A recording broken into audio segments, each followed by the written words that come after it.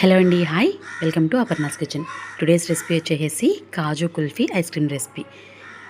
Summer వచ్చేసింది కదా, రకరకాల ఐస్ క్రీమ్ ట్రై చేస్తూ ఉంటారు. కానీ చాలా ఈజీగా, సింపుల్గా, ఇన్స్టెంట్గా ఒక ఐస్ క్రీమ్ అయిపోవాలి అనుకుంటే కనుక, హాట్గా అయినా కూల్గా అయినా సర్వ్ చేసుకోవాలి అనుకుంటే కనుక దీనికంటే బెస్ట్ రెసిపీ ఇంకోటి ఉంటుందండి. అంత బాగుంటుంది. ఇది హాట్గా సర్వ్ చేసుకోవచ్చు, కుల్ఫీలాగా ప్రిపేర్ చేసుకోవచ్చు, ఈవెన్ ఐస్ క్రీమ్లా కూడా తినేయచ్చు. అంత బాగుంటుంది. ఫస్ట్ అయితే ఈ కాజు కుల్ఫీ ఐస్ క్రీమ్ని ఎలా ప్రిపేర్ చేసుకోవాలో, అలాగే దీనికి కావాల్సిన ఇంగ్రీడియంట్స్ ఏంటో ఈ వీడియోలో చూపిస్తాను. ఈ కాజు కుల్ఫీ ఐస్ క్రీమ్ కోసం హాఫ్ కప్పు బాదం, హాఫ్ కప్పు జీడిపప్పు తీసుకోండి. టైం ఉంది అనుకుంటే కనుక 1 అవర్ ముందే హాట్ వాటర్లో పెట్టుకోండి. మనకి పీల్ తీయడానికి సులభంగా ఉంటుంది. లేదు ఇన్స్టెంట్గా చేసుకోవాలనుకుంటే కనుక రెండింటిని కలిపి మిక్సీ జార్లో వేసుకొని ఫైన్ పౌడర్ లాగా చేసుకోండి. మనకి అక్కడక్కడ చిన్న చిన్న పీసెస్ ఉన్న పర్వాలేదు, తినేటప్పుడు క్రంచీగా ఉంటాయి. తర్వాత 1 కప్పు ఫుల్ ఫ్యాట్ మిల్క్ తీసుకొని పౌడర్ ఆడుకున్న దాంట్లోనే ఈ పాలను మిక్స్ చేసి మెత్తగా ఫైన్ పేస్ట్ లాగా చేసుకోవాలి.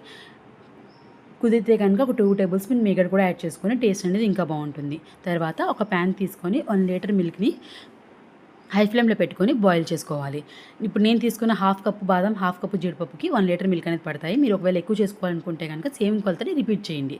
తర్వాత ఈ పాలు మొత్తం మరిగిన తర్వాత మనం మిక్సీ పట్టుకున్నటువంటి కాజు పేస్ట్ని యాడ్ చేసుకొని మీడియం ఫ్లేమ్లో పెట్టుకొని తిప్పుతూ దగ్గర పడేంత వరకు పాలని ఉడికించుకోవాలి. ఇలా ఉడికించుకునేటప్పుడు ఏ కప్పుతో అయితే బాదం, జీడిపప్పు తీసుకున్నామో అదే కప్పుతో 1 కప్పు షుగర్ని తీసుకోవాలి. షుగర్ ఒకవేళ తక్కువైంది అనుకుంటే కనుక ఎక్స్ట్రా యాడ్ చేసుకోవచ్చు. షుగర్ ప్లేస్లో బెల్లం పొడి యూజ్ చేయొచ్చు, లేదంటే కనుక డేట్స్ పౌడర్ కూడా యూజ్ చేసుకోవచ్చు. నేను షుగర్ వేస్తున్నాను. తర్వాత హాఫ్ టేబుల్ స్పూన్ యాలకుల పొడి వేసుకోండి. ఇప్పుడు ఇందులోకి 2 టేబుల్ స్పూన్ కస్టర్డ్ పౌడర్ని కొద్దిగా పాలని యాడ్ చేసి ఉండలు లేకుండా కలుపుకొని మనం రెడీ చేసుకున్నటువంటి ఐస్ క్రీమ్ మిక్స్లోకి వేసుకోవాలి. కస్టర్డ్ పౌడర్ వేసిన వెంటనే ఐస్ క్రీమ్ అనేది చాలా తొందరగా దగ్గర పడిపోతుంది. మీడియం టు లో ఫ్లేమ్ పెట్టుకొని గరిటె పెట్టి కంటిన్యూషన్గా తిప్పుతూ ఉండండి. అప్పుడే ఐస్ క్రీమ్ అనేది అడుగంటకుండా మనకి తినడానికి కరెక్ట్గా ఉంటుంది. తర్వాత ఇందులోకి షుగర్ తగ్గితే కనుక షుగర్ కూడా యాడ్ చేసుకోవచ్చు. కావాలనుకుంటే కనుక డ్రై ఫ్రూట్స్ని చిన్న చిన్న ముక్కల కింద కట్ చేసుకొని కూడా వేసుకోవచ్చు. మనకి ఐస్ క్రీమ్ అనేది రెడీ అయింది లేదు ఎలా తెలుస్తుందంటే ఒక చిన్న బౌల్ తీసుకొని అందులో కొద్దిగా ఐస్ క్రీమ్ వేసుకొని అటు ఇటు కదిపితే స్ప్రెడ్ అవుతుంది. జారుతుంది అంటే కనుక ఐస్ క్రీమ్ ఇంకా కొంచెం ఉడకాలండి. లేదు అక్కడే అతుక్కొని స్టిక్కీగా ఉంది అనుకుంటే కనుక మనకి ఐస్ క్రీమ్ పర్ఫెక్ట్గా ఉడికిపోయినట్టే. ఈ స్టేజ్లోనే స్టవ్ ఆఫ్ చేసేసి మనకు కావాలనుకుంటే హాట్గా సర్వ్ చేసుకోవచ్చు. లేదు డీప్ ఫ్రిడ్జ్లో ఐస్ క్రీమ్లో పెట్టుకొని కూడా సర్వ్ చేసుకోవచ్చు.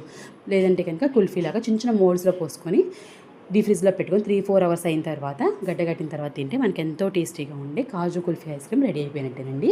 అంతేనండి. ఈ వీడియో నచ్చితే లైక్ చేసి, షేర్ చేసి, కామెంట్ చేయండి. మరిన్ని రెసిపీస్ కోసం మన ఛానల్ని సబ్స్క్రైబ్ చేసుకోండి. అలాగే పక్కనున్న బెల్ ఐకాన్ కూడా యాక్టివేట్ చేసుకుంటే నేను చేసే రెసిపీస్ అన్నీ మీ వరకు వస్తాయి.